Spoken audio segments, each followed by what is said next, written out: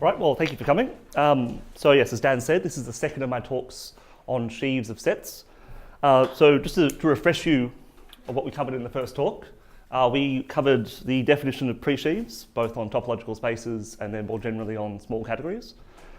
From there, we sort of launched into an investigation of what do we get from the pre-sheave category. So we had this notion that pre-sheaves give us parameterized systems of sets, parameterized by the base category.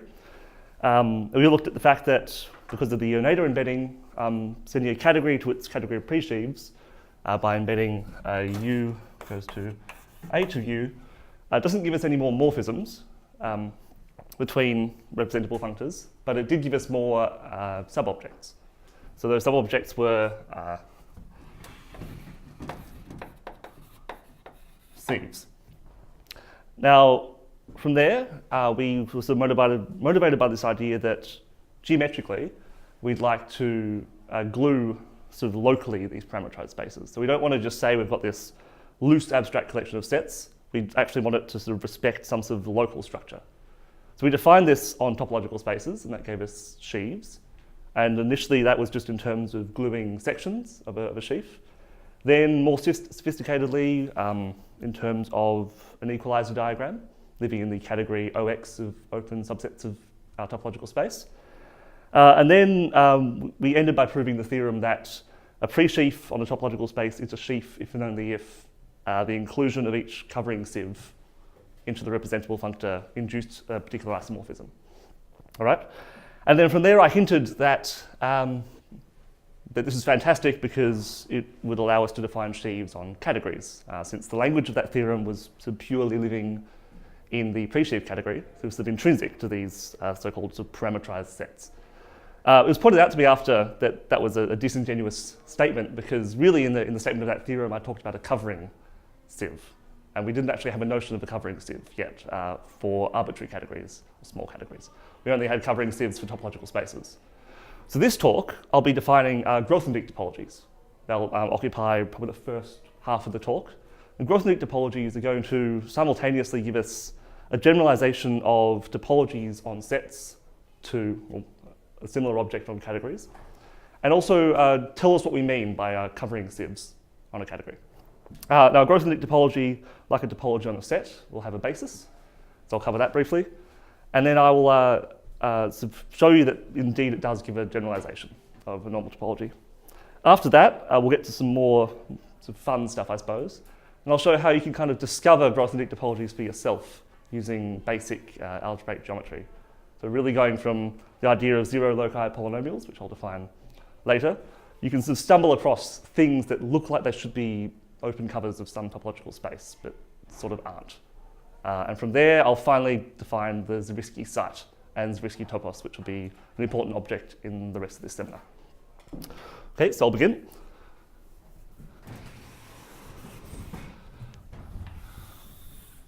So before I say anything, I'll set a couple of things straight. So all my categories, category means small. I'll just fix that for now so I don't make any set errors in the future. And an omitted definition as well was the notion of a pullback of a sieve. So if I have a sieve on an object C in a category, and a morphism H from D to C, the pullback of the sieve by H is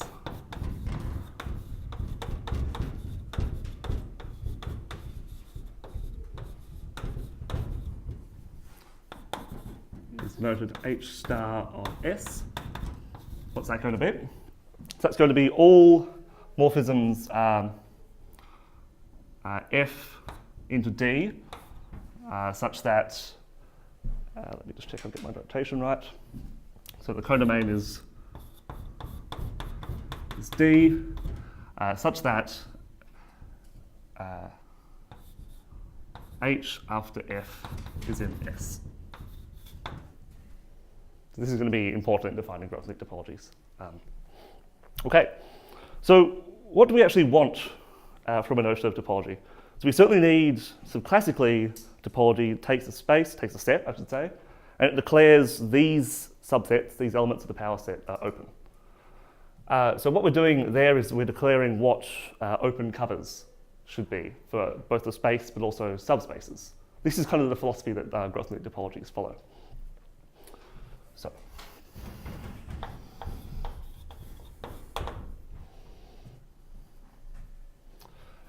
So a Grothendieck topology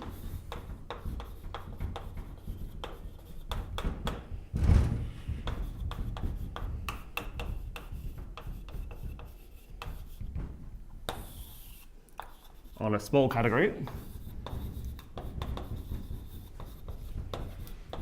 is a function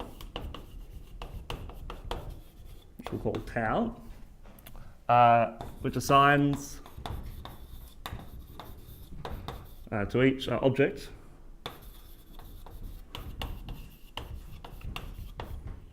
a set of sieves into that object.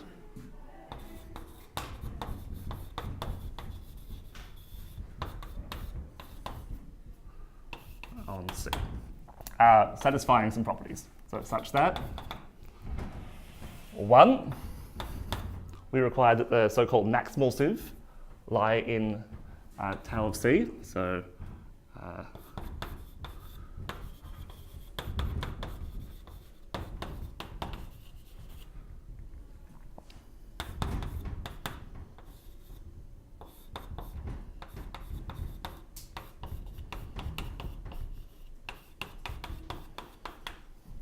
if we have sort of all possible morphisms into C, or topologically every single open set should count as a cover of a space.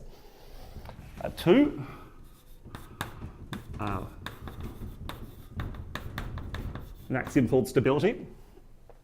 So if S is in tau of C and H from D to C is a morphism, then the pullback by H of S is going to be in tau of D. So this sort of encodes the idea that an open cover of a topological space is certainly going to be an open cover of all open subsets of that topological space. And finally, 3,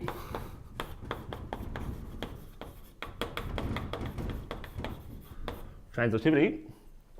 So if S is a sieve on C, just arbitrary sieve, such that for all morphisms into C, so for all H from D to C, the pullback is in tau of D, then S is in tau of C. So this encodes the idea that if you have a cover or collection of open subsets of a topological space, if they cover every single open subset of your space, then they should cover the entire space. Okay? Is this final line clear? It's got a bit cramped. That fine? Sure. Okay.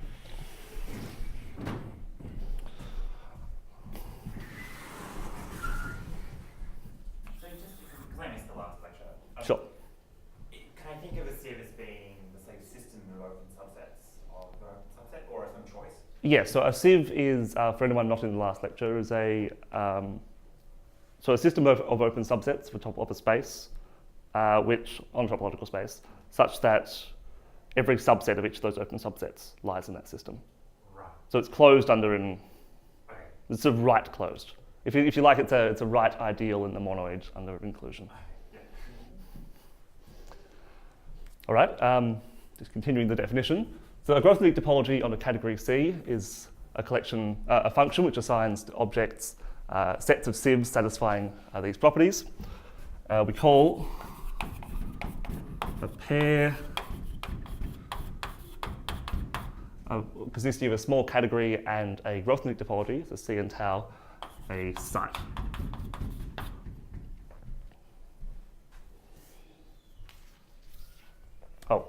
And, okay, no, I'll correct this. Apologise. R is a sieve on C, and S is in tau of C. Right. Yeah. For every H in S, Yeah. the back of R is in tau D. Yeah.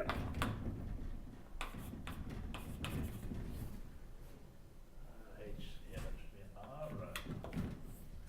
And then the file S should be an R as well. Yeah. Right, I'm sorry about that. That's just a transcription error on my part that sort of flowed through all my notes. Could you re-describe that then, please? This one here. Great. So then, in terms of our intuition, this is saying if we have a collection of what should be open subsets of a space, and we have any open cover of that space, then if the restriction of each of those, that collection of open subsets to each element of the open cover is itself a cover, then it should cover the whole space. So then sort of locally covering means globally covering. So the slogan for that transitivity. So at the end of that second last line on that board, is that H star half? Is it T tau D? That's Yeah, it is. Okay, so I just did one more line here. So a pair of a category in a Grothendieck topology is a site, and we call S in tau of C a covering sieve. So it'll turn out that the tau is going to assign then to each object the set of covering sieves. And this is how we're going to sort of reconstruct or generalize the definition of sheaves to arbitrary categories. Right, and so I promised you that this was sort of strongly analogous to topological spaces. So of course, when we're doing actual topology, we don't just carry around sort of a mental conception of every single open set. We generally talk about a basis of open sets, so like balls in Euclidean space. So I should give you an idea then of what a basis of a Grothendieck topology is.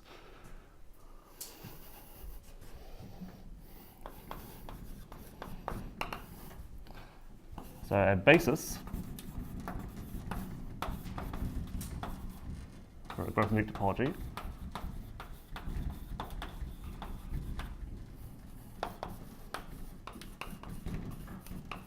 on a category which we now require to have pullbacks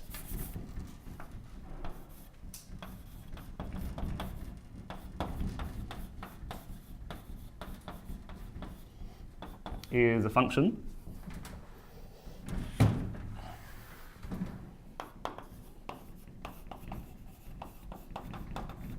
which I call beta.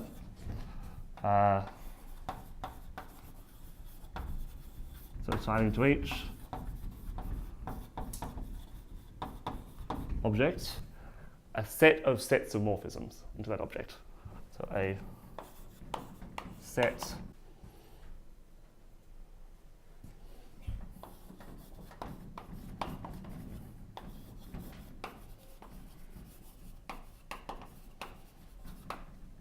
of this form, fi, from some object ci into c. Satisfying some more axioms. So one, we require that each basis contain all isomorphisms. So if f from the C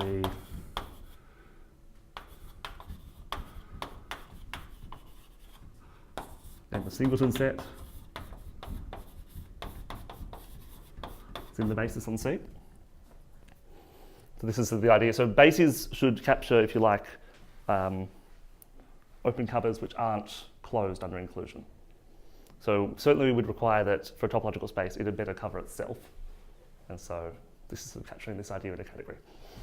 Two,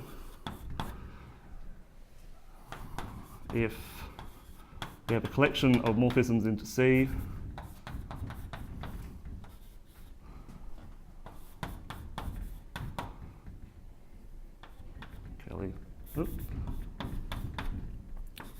and the morphism H for another object into C,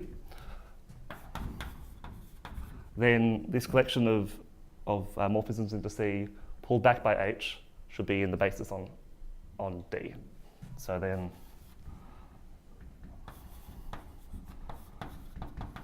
from CI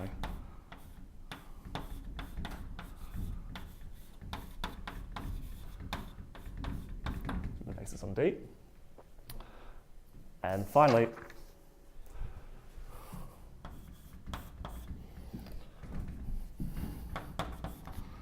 again, we have a set of morphisms into C, the basis, and for each I,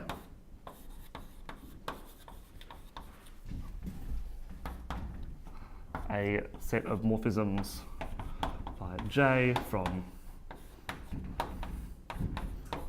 now in the basis of each of the CIs.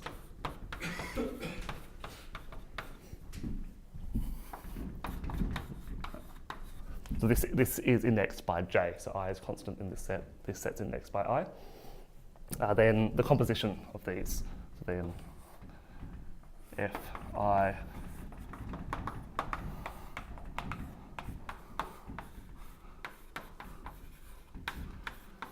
it better be in the basis of C. So this one says that we've got some cover of C, and when we have then covers of each element of that cover, then taking the total set of each of those covers would better cover C. So covers of covers of covers is the slogan there. Okay. Before I move on, does anyone have any questions about these axioms? Okay.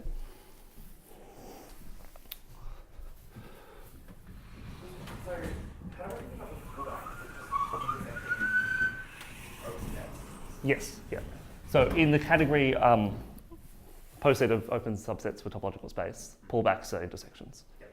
Yeah, that's going to be an important idea later in this talk too. Okay, so I've told you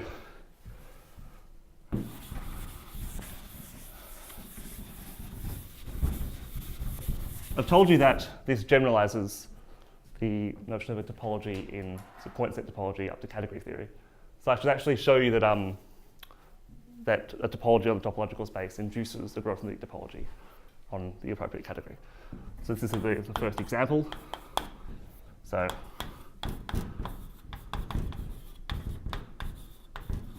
it's the topological space. And OX, the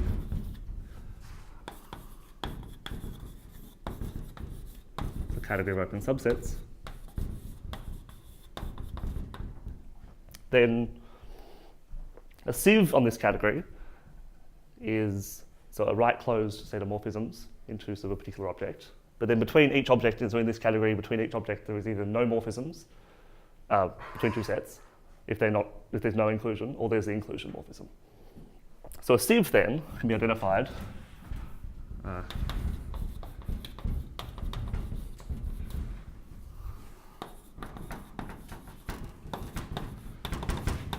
with so sets of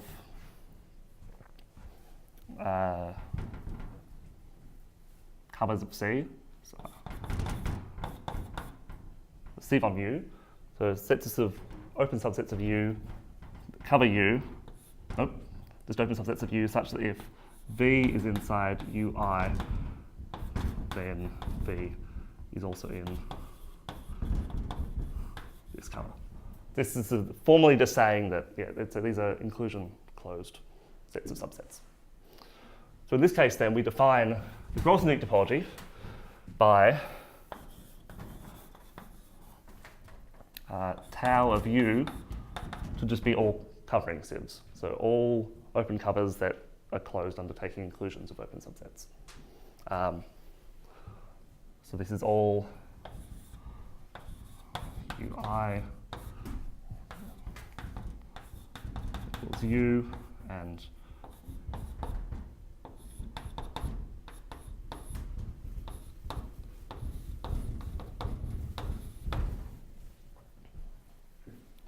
this defines the Grothendieck topology on this category OX. Okay, so we have to check that it satisfies these three axioms. The first one is obvious. Certainly if you take, There's a second V that can be used on that. so the first one is obvious. So the maximal sieve in this case corresponds to set of absolutely all open subsets. So it's obvious that the maximal sieve is in there, because if you take every open subset of a topological space, it's definitely going to cover it, and it's definitely going to contain, obviously, everything in it. For the second one, so with our definition of sieve as we've given it here, pullbacks then correspond to, so if V is inside U and S is a sieve of U, so we identify S with some collection of open subsets. And then the pullback of S onto V is just going to be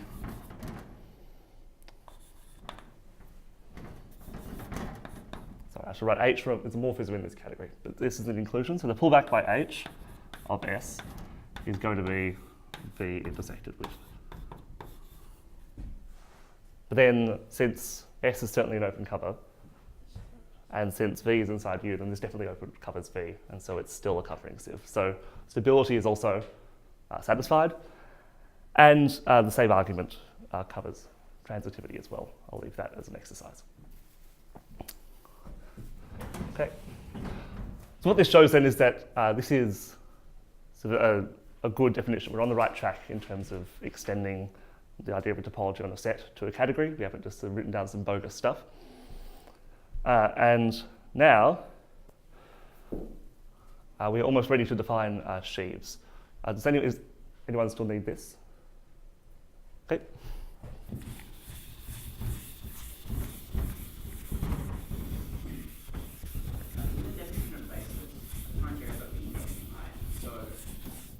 That you're just indexing over all I and I for both of those sets. Yeah. And then for 3, the first one is I and I, the second one is J and J, and then the third one is I and J. I and I and J. Yes, this one is J in some index set determined by I, so for J all the I. second sets, the second set I is some fixed thing, and then the set is indexing over J. Yeah. Oh, right, I see. Yeah. I hope you can understand my sloppiness in the indexing when it comes in. Moral of the story, more indices next. All right, so before I define sheaves, I'll just make one more remark about the basis. So I've said this is a basis. I'd better tell you in what sense. So a basis in the topological space is some subset of open sets, which you can generate every open set from them, from inclusions. So from a basis then, we have, okay. So from this, now that we have finally realized our dream of sort of extending the notion from last talk of covering sieves that we had on topological spaces, we've now got a substitute for those on categories, namely Grothendieck topologies. We can finally define sheaves on a category.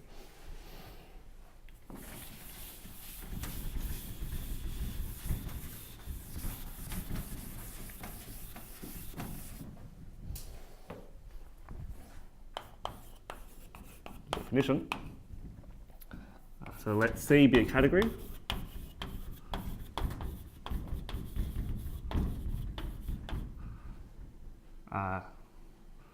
With Grothendieck topology tau.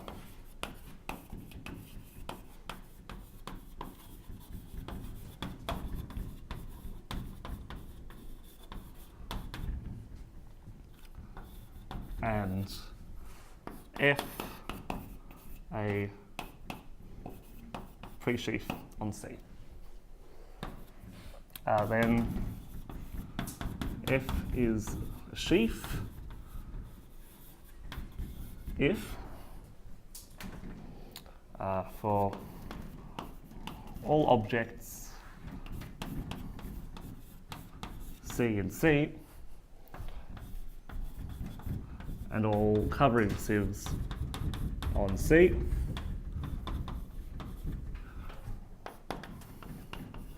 the inclusion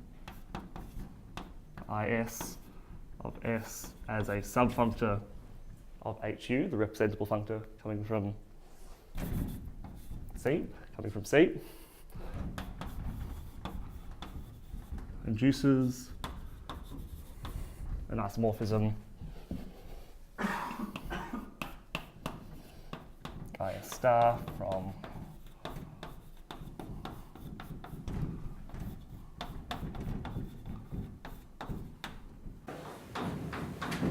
so these are these morphisms in the category of pre-Sheaves. So I could have easily written NAT transformations. I believe I did that in the first talk. So this is just generalizing the theorem that I ended on in the last talk. It said that this is the case for sheaves on a topological space. So this means then that this definition of sheaves on the category is a direct generalization of sheaves on a topological space. And we write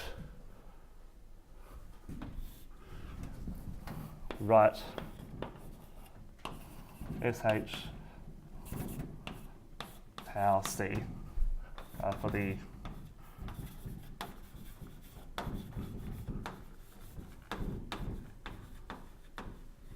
category of sheaves. It's actually a full subcategory of the category of pre-sheaves on C.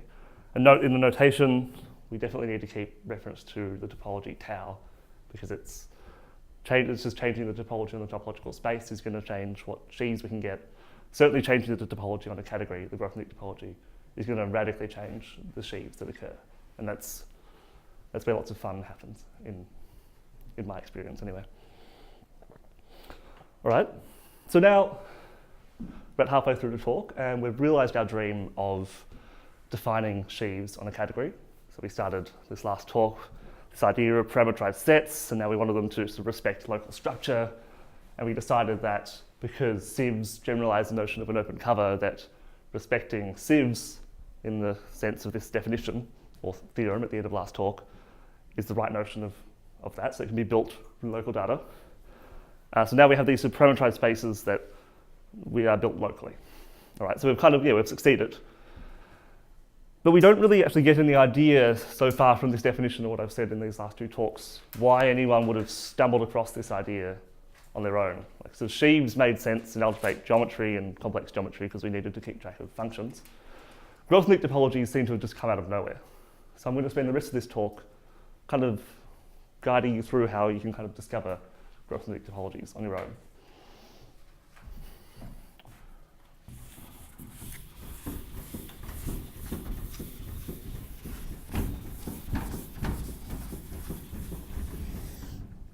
So the jumping off point is going to be algebraic geometry. So algebraic geometry at its most fundamental, classically, is the study of spaces carved out by systems of polynomials. So by this I mean that if we let K be a field, and we take to F system of polynomials over K, in some number of variables, then we want to study, we call this system F. We want to study the so-called zero locus of this system. So this is the points P in K to the N such that F1 of P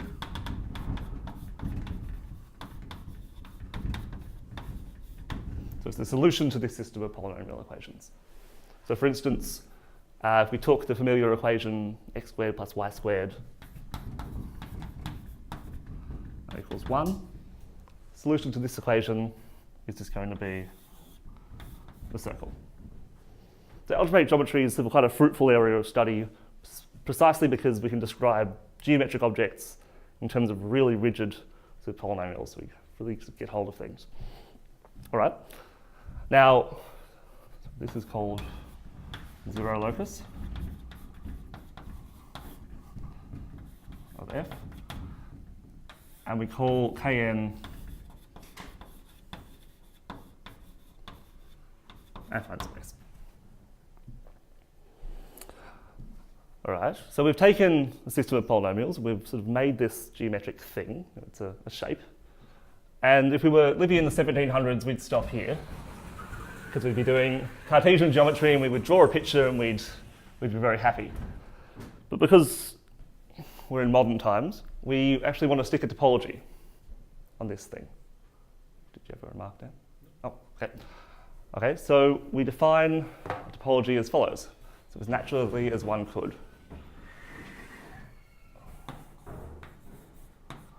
So the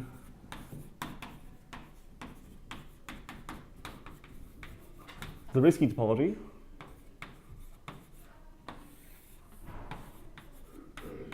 on Kn is declared to have open sets, declared to have closed sets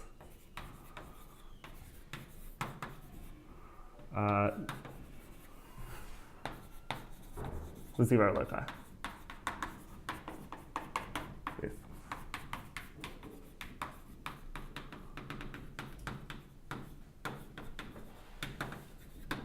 So we say a set is closed if it's the 0 locus of a finite system of polynomials. So conversely, the open sets are complements of 0 loci, but it's a silly way of saying it.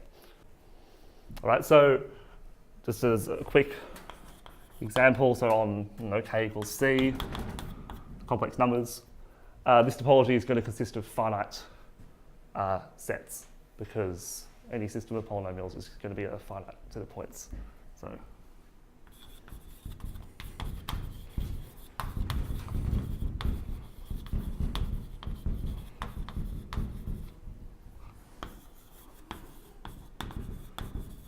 this is the weird guy. Every open set, for instance, is dense, right?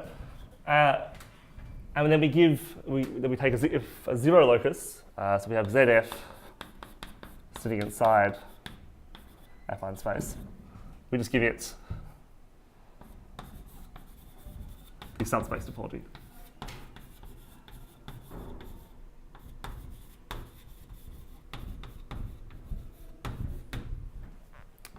Actually, and before I proceed, I should just tell you that open covers of affine space are going to be given by, so open covers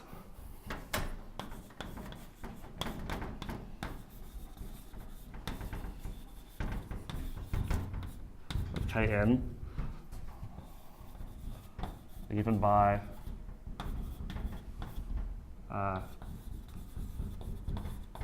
collections to form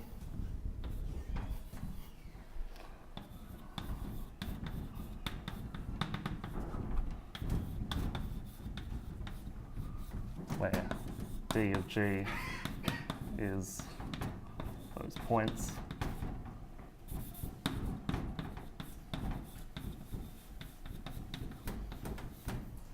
And this is subject to the condition that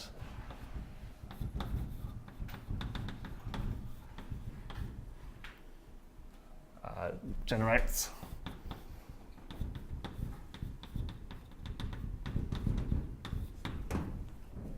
so an open cover is going to be given by a finite set of these canonical open subsets where a single polynomial doesn't vanish. And we take with the requirement that this system of polynomials generates the polynomial ring. Or in other words, the unit ideal. Be careful when I say examples of open covers are given by, you don't want to say every open cover. Okay.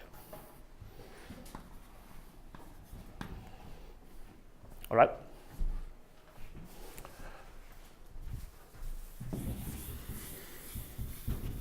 So now we've got a bona fide topological space built from a system of polynomials, and we'd sort of like some way to probe it.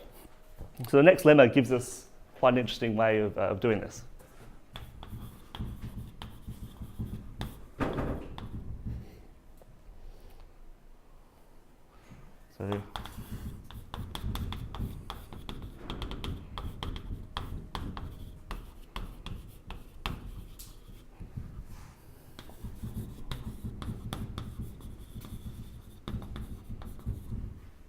So that's a system of polynomials. in K. And there's a bijection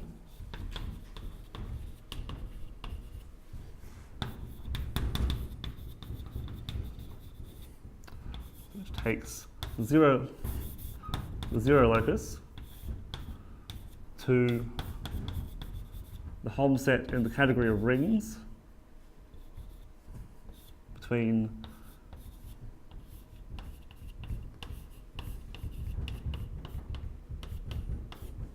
the quotient of the integral polynomial ring by this system of polynomials, this mapping into the field K.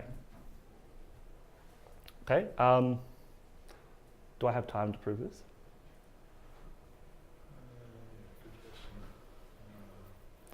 Yeah, I think so.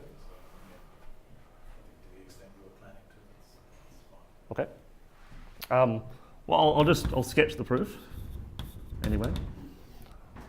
So we'll begin with the remark that a morphism in here first is going to be determined by a morphism on Z, and it's going to be determined on top of that by where it sends each of the generators. But Z, so the integers is the initial object in the category of rings. It's a sort of non-trivial thing, but it's true. So there is only one morphism from there to K. It's a unique morphism. So then, H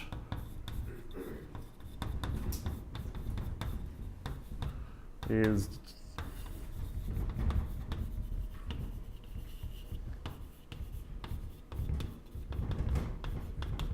by this, where it sends each of the generators. So it's going to send each generator to some point in the field.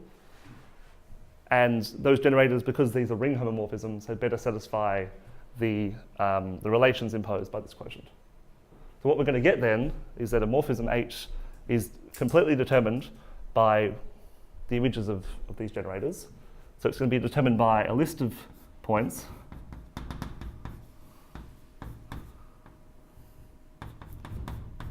in Kn, where the points so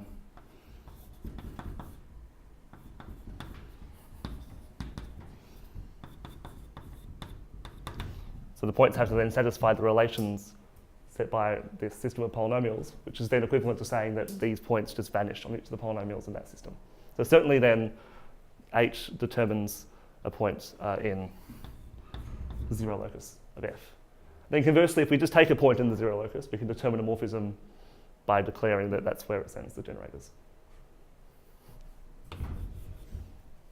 So then we have this bijection here. Right, so this is pretty curious because we've taken some polynomials. So they're, I suppose, living in commutative algebra. Then we've sort of chucked them into topology. We've said we're going to get a space out of those. And now we've discovered that this space is actually in bijection with this Helm set of rings, which on the right-hand side, this is just a set at this stage. So then we've got a topology over here, the Zariski topology, and then this guy over here is really just a set. So we want to know how to realize the Zariski topology in this set. And that's where Grothendieck topologies are going to come into the picture. Okay. So first,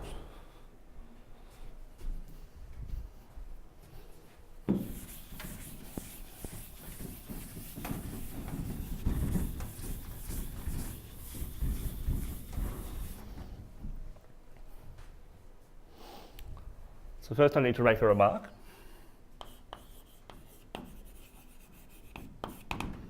Slash exercise, for those of you who haven't seen this before. But we can actually identify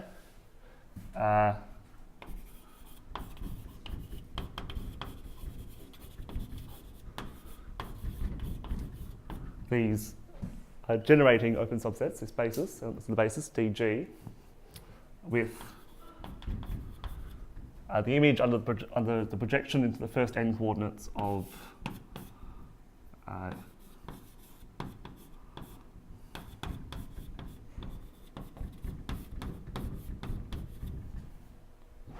so what I'm saying is we're living in affine space with n variables. We've added this new variable u. Then in this bigger affine space, the zero set of this polynomial, so ug minus 1, is then going to be, after we take that and then project it into the first n, variables, so ignoring the u, we're then going to get that open set back. So this means we can identify open subsets with sort of 0 loci and higher dimensions. So this is nice now because we can then use this lever to talk about open subsets in terms of these Hom sets. So this will be the next step into our understanding the topology on this right-hand side. So by the lever then, I better write this explicitly, the inclusion dg into affine space, this is just going to correspond to map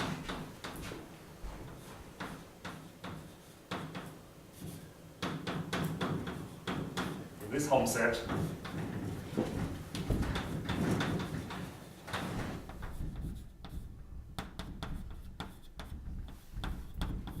to here, where this map is induced sort of implicitly by zx goes to zx adjoin u, then goes to the quotient.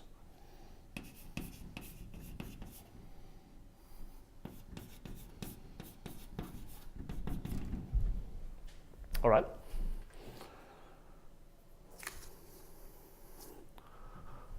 So now we're making good progress, because now, if we want to describe what the Zariski topology looks like on these Hom sets, we want to describe the inclusions.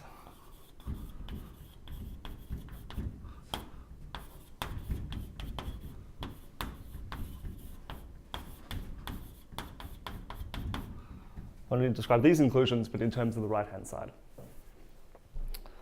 So, as Owen pointed out earlier, so these intersections are going to be described by the intersections of open subsets of fiber products in the category of open subsets of the topological space.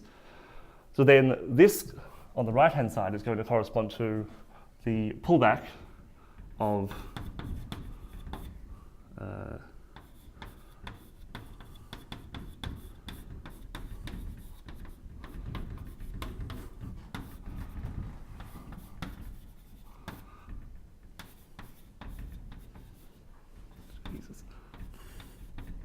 of this diagram here. Do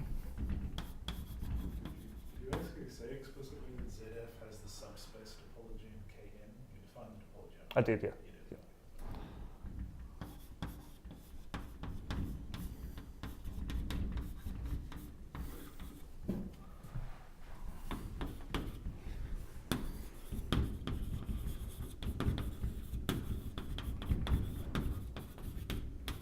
So we need the pullback of this diagram, living in topological spaces.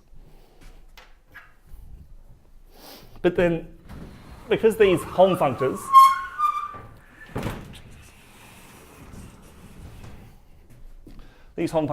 dualize, so they're reverse morphisms of rings. So what this, a pullback of this diagram is going to be nothing more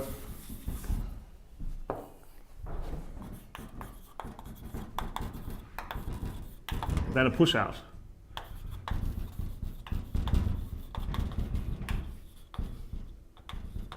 In rings, so it's going to be the pushout Zx going down, choose a leg, so Z mod F on this side, and on this side it's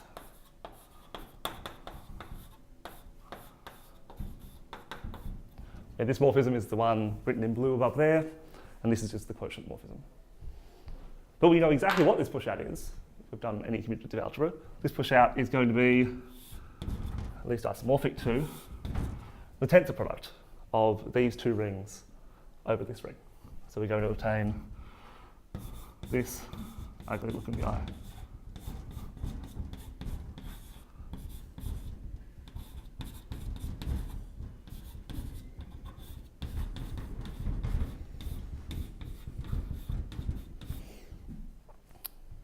Can everyone see that blue?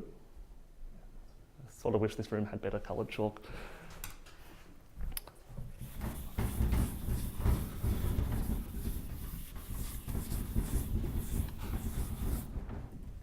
So now we're done. So we can describe then what the topology is living on in terms of these Hom sets on the right-hand side of the now disappeared lemma, because we're going to have the inclusion then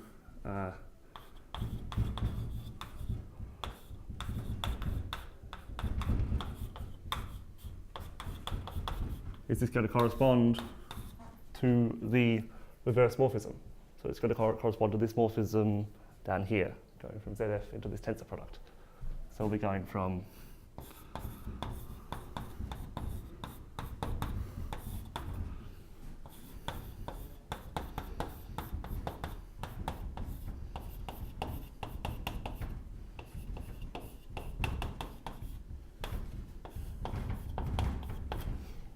and for any of you who've done a bit of commutative algebra in the past, if we identify, we'll call this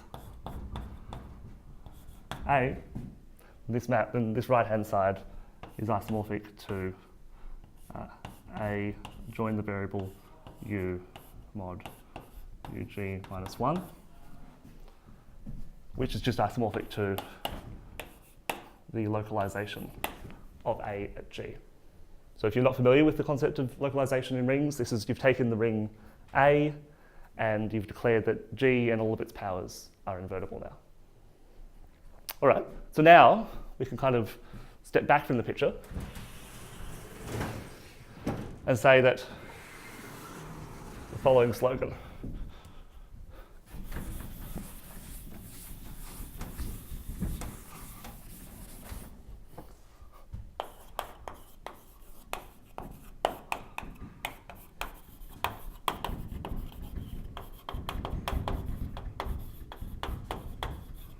The Zariski topology has a inverted commas basis given by A to A G for various some non-zero G for these sort of quotient rings. So motivated by this, we sort of introduce sort of a new definition or a slight more abstraction of the rings. So a finitely presented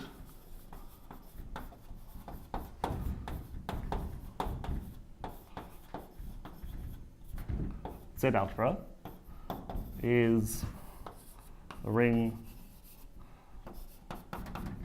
A, which is just the polynomial ring, modded out by a finite system of polynomials.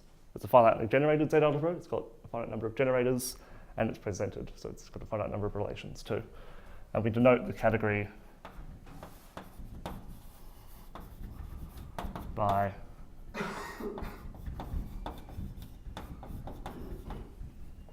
the idea here is then that initially we started with affine space and we were carving out sort of shapes using polynomials, but there's no reason we wouldn't want to start with then one of these sort of these geometric objects we've carved out and then carve out more geometric objects on those. So then this is why we take the step of abstraction away from just polynomials as our starting point, but just sort of general finitely presented Z algebras. So then the topology, as I've remarked, should have a basis that looks like this. But this is sort of, without the idea of a Grothendieck topology, this isn't entirely sort of, doesn't make any sense, it's not true. So this means that we kind of have stumbled on this set of morphisms that ought to constitute a basis subject to some restrictions. And in a sense, we've then discovered the Grothendieck topology for ourselves. And indeed, the final theorem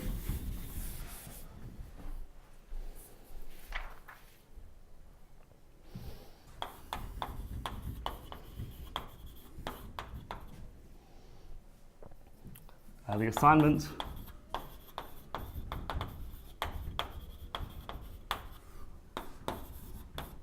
so beta A is, do not want to get this wrong. So it's going to send us to sets of morphisms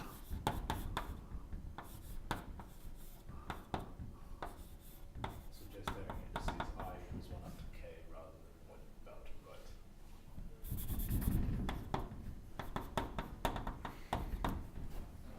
set finite sets of morphisms with each gi non-zero in A, and such that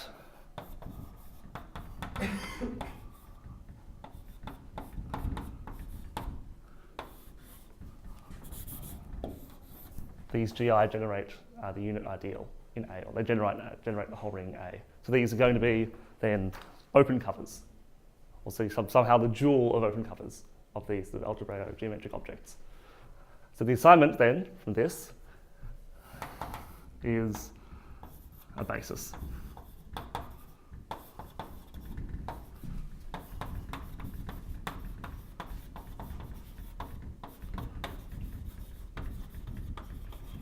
For a Grothendieck topology on Z-alg FP. Of course, we should be thinking of these arrows as being reversed because we're thinking dually. But so this is the basis, and we call topology tau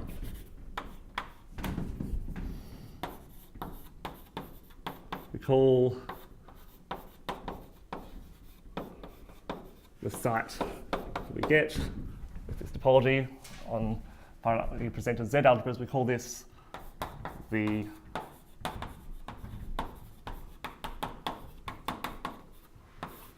Zariski site, and then consequently the category of Sheaves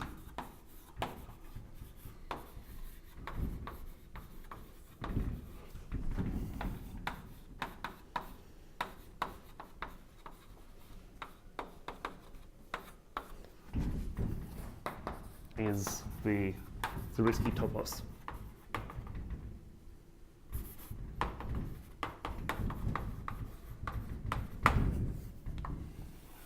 Which is going to be important in future. I guess, strictly speaking, we need to say Grothendieck topology on Z-alg FP op, right? Because we need all the arrows to go into A, because the arrows in the examples go out. Yeah. Okay. Do I have time to give a tiny part of a proof of this? Yep, fantastic.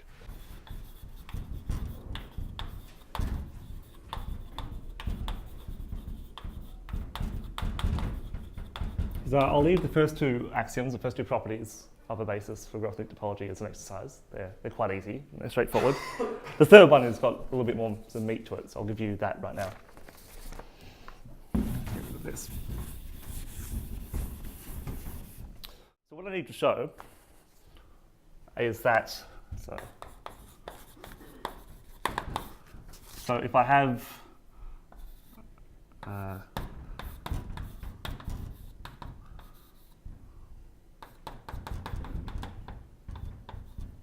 I have this one sort of dual cover here of A, so then, and then for each I have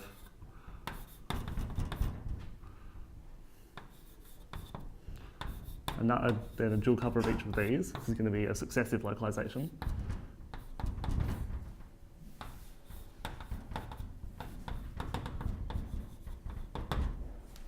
Index up to mi. So these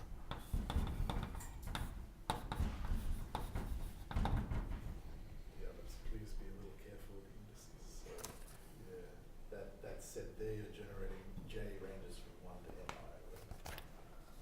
yes.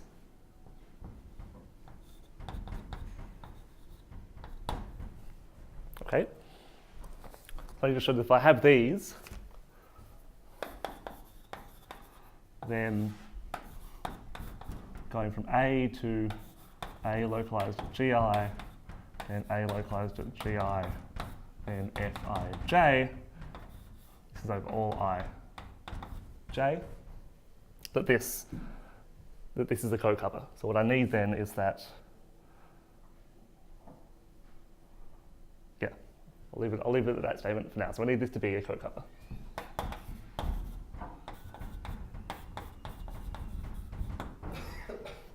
So first, I'll just observe that an element in the localized ring. So say I'll write Fij. So Fij is going to sit inside here. It's going to look like some object Fij tilde divided by gi to the kij, where Fij tilde is in A. That's what the localization means. So we've got some fractions that live in there. So then, with a tiny bit of work, or maybe not much work at all, you can convince yourself that the localization by these Fij is the same as localizing by these guys, and that successive localization by elements of A is localization by the product. So this means that A gi Fij is isomorphic to A gi times Fj tilde. So then what I need to show then is, claim is that gi Fij tilde I range of all I and j appropriately, that generates A. So, since these Fij, by hypothesis, generate a Gij, there is some, so we know there exists delta Ij such that 1 is equal to sum over delta Ij of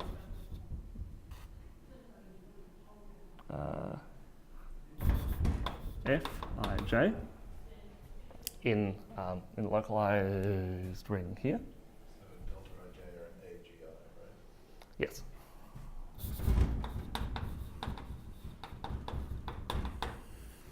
All right.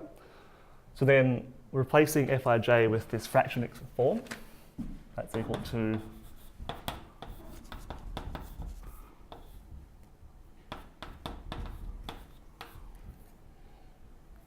on gi to the kij, right? So then we can multiply both sides by a sufficiently high power of gi to get that to get g to the k, gi to the ki, where ki is just some sufficiently high power because this is finite sets. That is written in terms of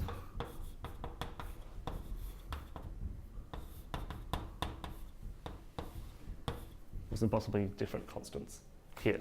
Or in other words, It's important now that the gamma tildes are in A, right? You've cleared denominators and gammas yes, as well. I have, yes. Sorry, that's the point. Gamma, these tildes are now in A. So in other words, that's going to be in the ideal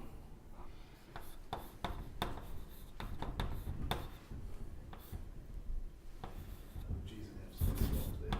It's GI and F tilde. Let's try that again.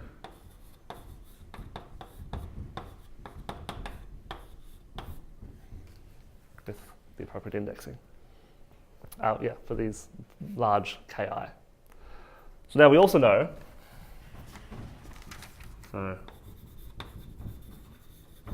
that there exists sigma I in A such that sigma I Fi equals 1. Sorry, Gi. I've switched them from my notes when I started, and now it's causing me havoc. So, by choosing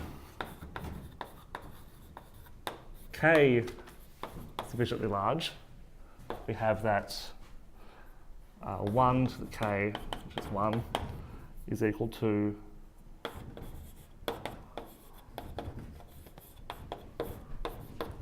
the k, and that this is going to be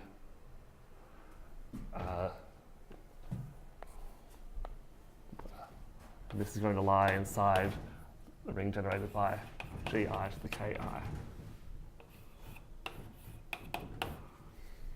Right, so we're going to get on each of these, for each gi, and for a sufficiently high power, every gi is going to have some power higher than ki.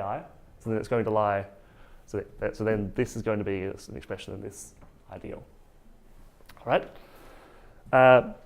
But then we're done, because this ideal, because each of these gi's sits inside here, this ideal sits inside gi, fi, j, tilde, which shows then that these guys generate 1, or in other words, they generate A, proving the claim.